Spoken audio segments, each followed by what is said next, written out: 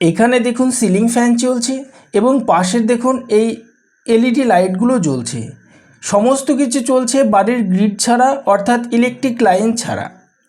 সমস্ত কিছু আমি যে ইলেকট্রিক লাইন ছাড়া চালাচ্ছি, শুধু তাই নয়, বাড়িতে থাকা দেখুন এই স্মার্টফোনগুলো এবং বাড়িতে বিভিন্ন ইলেকট্রিক সরঞ্জামও আমি এখান থেকে চার্জ করছি। সমস্ত কিছু হচ্ছে সূর্যের আলো থেকে, এই সোলার সিস্টেমের মাধ্যমে। এই সিস্টেমটি করার জন্য দেখুন এখানে আমি PWM চার্জ কন্ট্রোলার ইউজ করেছি এবং এইখানে আমি ব্যবহার করেছি 110 ওয়াটের সোলার প্যানেল। এই ভিডিওতে আমরা জানব কোন কোন সোলার প্যানেলগুলোর কেমন রেট রয়েছে এবং কোন সোলার প্যানেল বা কত ওয়াটের সোলার প্যানেলের সঙ্গে কি কি সরঞ্জাম সংযোগ করা যেতে পারে, এখান থেকে কি কি জিনিসপত্র চালানো যেতে পারে, টোটাল খরচ কত আসতে পারে, এবং যদি আমি আমার বাড়িতে এটা সেট আপ করতে চাই তাহলে আমার বাড়ির লোড অনুযায়ী কোনটা সবথেকে পারফেক্ট হবে, সমস্ত কিছু এই ভিডিওতে আলোচনা করা হবে। শুধু তাই নয়, এই সোলার প্যানেলটা প্র্যাকটিক্যালি আপনাদের সংযোগ করে দেখানো হবে, যাতে করে আপনারা খুব সহজেই বাড়ি বসে শুধু এই ভিডিওটা দেখার মাধ্যমে নিজেই সোলার সেট আপটা করতে পারেন। এখানে দেখুন সোলার প্যানেল রয়েছে দুটো। এখানে আমি ব্যবহার করেছি 55 ওয়াটের লুম কোম্পানির মোনোক্রিস্টালাইন সোলার প্যানেল এবং এখানে আমি ইউজ করেছি দেখুন লোহার একটি স্ট্যান্ড, যাতে করে এটা আমার খুব সহজে আমি এক জায়গা থেকে আরেক জায়গায় বহন করতে পারি। এবার চলুন আমি এই কানেকশনটা কিভাবে করেছি সেই বিষয়টি বুঝে নেওয়া যাক। আমরা যদি একটা প্যানেল ইউজ করি তাহলে প্লাস ও মাইনাস তার সরাসরি এখান থেকে বার করে নিয়ে আমরা আমাদের চার্জ কন্ট্রোলারে লাগিয়ে দেব। কিন্তু আমি এখানে দেখুন দুটো প্যানেল ইউজ করেছি, তাই দুটো প্যানেল বা চারটে প্যানেল যতগুলো প্যানেলই আপনারা ইউজ করেন, যদি 12 ভোল্টের ক্ষেত্রে হয় তাহলে একটা জিনিস করতে পারেন। কি করবেন, প্রত্যেকটা প্যানেলের প্লাস তারকে এক জায়গায় করবেন এবং প্রত্যেকটা প্যানেলের মাইনাস তারকে আরেক জায়গায় করবেন এবং প্লাস তারকে একদম সরাসরি একটি লাল তারের সঙ্গে সংযোগ করে আপনার নিয়ে যাবেন PWM বা MPPT যে সোলারের চার্জ কন্ট্রোলারে আপনি ইউজ করেন না কেন সেখানে, এবং মাইনাস তারকেও আপনি একইভাবে ওই চার্জ কন্ট্রোলারের কাছে নিয়ে যাবেন। এবার আমাদের সবথেকে ভালো হয় যদি আমরা এই প্যানেলগুলো একটি বড় মাপের প্যানেল ইউজ করি, তাহলে সেটা সবথেকে ভালো হয়। তো এটা আপনার বাজেটের উপর সব কিছু ডিপেন্ড করবে। এখানে দেখুন আমি MC4 কানেক্টর ইউজ করেছি।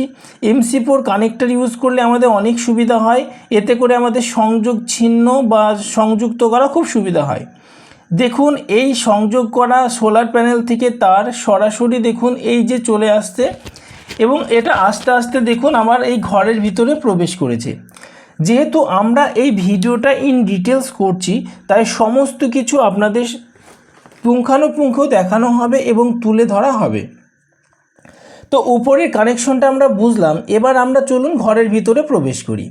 দেখুন ঘরের ভিতরে এই যে কেচিং দেওয়া রয়েছে, এই কেচিংয়ের ভিতর দিয়ে আমার সোলারের তারগুলো ঘরের ভিতরে প্রবেশ করেছে এবং এই কেচিংয়ের ভিতর দিয়ে যে তারগুলো গিয়েছে প্রত্যেকটা তার মাইক্রোটেক কোম্পানির 6 স্কোয়ার mm এর তার ইউজ করেছি। আমার যেহেতু এখানে বড় একটা দুটো চারটে প্যানেল রয়েছে, তো আপনারা ছোট প্যানেলের জন্য 2.5 অথবা ম্যাক্সিমাম 6 স্কোয়ার mm এর তার ইউজ করতে পারেন। তবে একটা কথা আপনাদের আমি বলে রাখছি, দেখুন এই সোলার প্যানেল থেকে আসা তারকে আপনারা এরকম MCB সুইচ ইউজ করতে পারেন, যাতে করে আমাদের উপরে যদি কোনো সমস্যাও হয় তাতে করে আমরা এই MCB সুইচের মাধ্যমে সেটা থেকে আমরা রিকভারি হওয়ার একটা সুযোগ পাবো। তো আমি আমার এই কানেকশনটা PWM চার্জ কন্ট্রোলারে লাগাইনি, এটা লাগিয়ে রেখেছি MPPT চার্জ কন্ট্রোলারে। আপনাদের ক্ষেত্রে এই কানেকশনটি হবে সোলারের যে প্লাস ও মাইনাস তারটি নিচে আসবে, সেই প্লাস ও মাইনাস তারটিকে আমি দেখুন এই যে MCB সুইচ রয়েছে, এই MCB সুইচ থেকে আসা প্লাস ও মাইনাস তারকে এই দেখুন PWM এই যে চার্জ কন্ট্রোলারটি রয়েছে, এই চার্জ কন্ট্রোলারে ভালো করে খেয়াল করে দেখুন সোলারের দেখুন চিহ্ন দেওয়া রয়েছে এবং প্লাস ও মাইনাস লেখা আছে। এখানে আমাদের সংযোগ করতে হবে।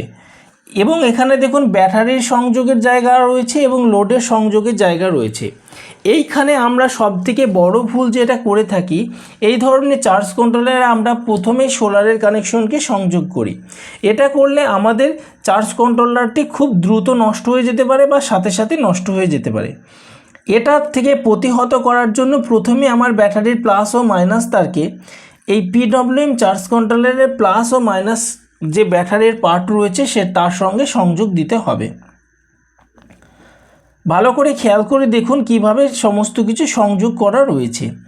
এবং সোলারের যে প্লাস ও মাইনাস তার, সেখানে সোলারের পার্টের অংশে প্লাস মাইনাস তার সংযোগ করব এবং যে লোড রয়েছে এই লোডের প্লাস মাইনাস তারের সঙ্গে আমি লোডের অংশটি সংযোগ করব। এখানে দেখুন দুটো পোর্ট রয়েছে, এটা হচ্ছে ইউএসবি পোর্ট। এই ইউএসবি পোর্টের মাধ্যমে আমরা মোবাইল চার্জ দিতে পারি। তো চলুন এবার মোবাইলটা চার্জ করে দেখি কিভাবে এটা চার্জ করা যায়। সময়ের স্বল্পতার কারণে বা ভিডিওটা লেন্দি যাতে না হয় সেই কারণে দেখুন আমি মোবাইলের সঙ্গে আগে থেকেই পোর্ট লাগিয়ে রেখেছি ব্যাটারি তারের একটা অংশ, এবং বাকি একটা অংশ ইউএসবির এই পোর্টের সঙ্গে সংযোগ করার সঙ্গে সঙ্গে দেখুন মোবাইলে চার্জ হচ্ছে। মোবাইল থেকে দেখেই বুঝতে পাচ্ছেন যে এখানে চার্জ হচ্ছে। এবার এটা আমি আবার খুলে দিচ্ছি, খোলার সঙ্গে সঙ্গে দেখুন ফোনে আর চার্জ হচ্ছে না। তো আমি এটা আবার আরেকবার কানেক্ট করে আপনাদের দেখানোর চেষ্টা করব যে এটা সত্যি সত্যি ফোনে কি চার্জ হচ্ছে, এবং এই চার্জটা হচ্ছে আমার সোলার থেকে। আপনারা আপনাদের বাড়িতে থাকা স্মার্টফোন বা এই সমস্ত জিনিস বা ট্যাবলেট বা ল্যাপটপ পর্যন্ত সমস্ত কিছু আপনারা এখান থেকে চার্জ করতে পারেন, যেখানে ইউএসবি কানেকশন সংযোগ করা রয়েছে। দেখুন এই বিএলডিসি সিলিং ফ্যানটা কত স্পিডে চলছে, সাইডে দেখুন লাইটগুলোও জ্বলছে। এবার এটা যে আমার সোলার থেকে চলছে সেটা বোঝানোর জন্য আমি এটা অফ করে দিচ্ছি। দেখুন অফ করার সঙ্গে সঙ্গে লাইটটা বন্ধ হয়ে গেছে এবং সাইডে যে আপনার দেখুন সিলিং ফ্যান ছিল সেটা বন্ধ হয়ে গেছে। তো এটাকে আবার আমি পুনরায় আপনাদের দেখানোর জন্য সুইচ অন করছি। অন করার সঙ্গে সঙ্গে দেখুন আমার লাইট জ্বলে উঠেছে এবং বিএলডিসি পাশে দেখুন ফ্যানটা এটা কত স্পিডে ঘুরছে।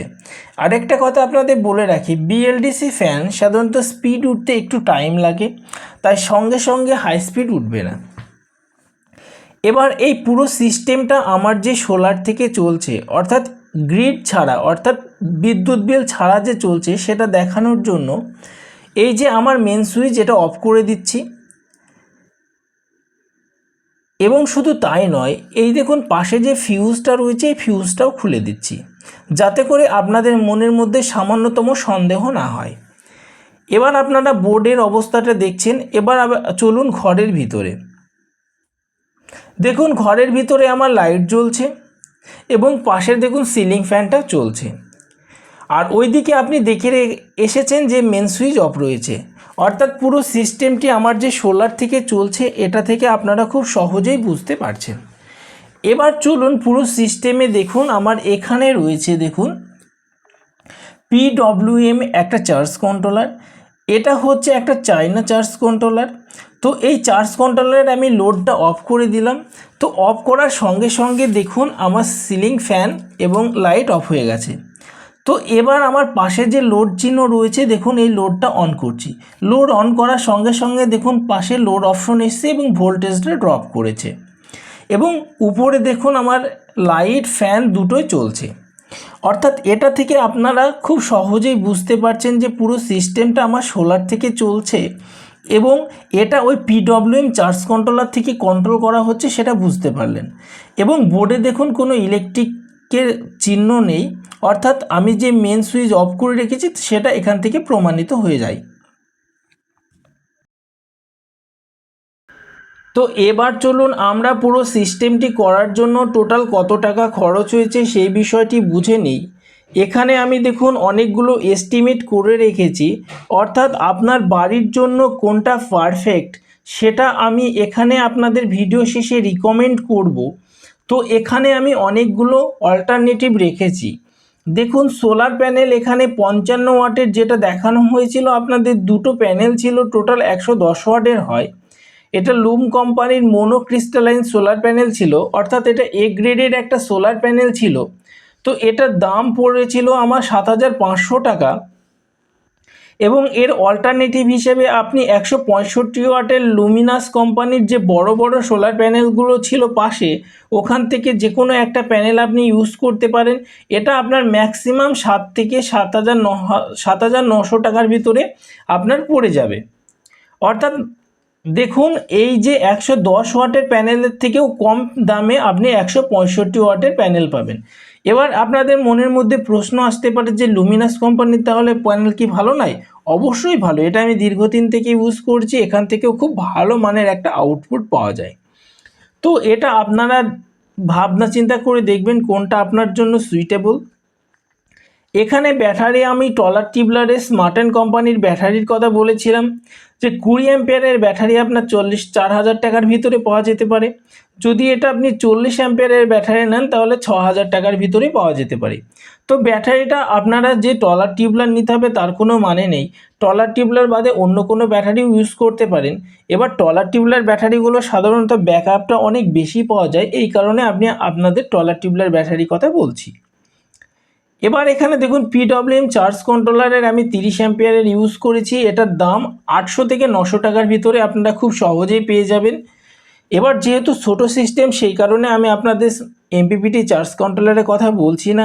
আপনারা ডিসি তার ইউজ করতে পারেন, 4 স্কোয়ার mm এর তার, যেটা 800 থেকে 900 টাকার ভিতরে পাওয়া যেতে পারে, 5 মিটার অর্থাৎ 15 ফুট মতো হবে। LED ডিসি যে বাল্বগুলো হয় এগুলো বিভিন্ন জায়গায় বিভিন্ন রকমের দাম হয়। আমার এই এলাকাতে এই বাল্বগুলো 50 থেকে 60 টাকার ভিতরে পাওয়া যায় প্রত্যেকটা পিস। যে ফ্যানটা আমি ইউজ করেছি ফ্যানটা খুব ভালো মানের একটা সিনক্স কোম্পানির ফ্যান, 35 ওয়াট ম্যাক্সিমাম এটা নেয় ওয়াট, যদি এটা খুব হাই স্পিডে চলে তখনই, এবং এটার দাম মাত্র 3,500 টাকা। খুব ভালো মানের একটা ফ্যান, আপনারা এটা দেখতে পারেন। তো সব মিলে আপনি যদি মানে খুব ভালো মানের ছোটোর মধ্যে একটা প্যানেল সিস্টেম করতে চান বা সোলার সিস্টেম করতে চান তাহলে 16,900 অর্থাৎ 15 থেকে 17,000-এর মধ্যে খুব সহজেই আপনারা একটা সিলিং ফ্যান এবং 4-5টা LED লাইট চালাতে পারেন। এবং যদি আপনারা মনে করেন যে এই সিস্টেমটা করব, অর্থাৎ পুরো সিস্টেমটা আমরা ডিসির কথা বলছি, তো ডিসি সিস্টেমই করব, কিন্তু একটু হেভি মানের করব, অর্থাৎ আমি একটা সিলিং ফ্যান চালাচ্ছি এবং 4-5টা লাইট চালাবো, বা দুটো সিলিং ফ্যান চালাতে পারি। দুটো সিলিং ফ্যান চালানোর ক্ষেত্রে আপনার হয়তো রাত্রিবেলা ব্যাকআপটা অত ভালো পাবেন না।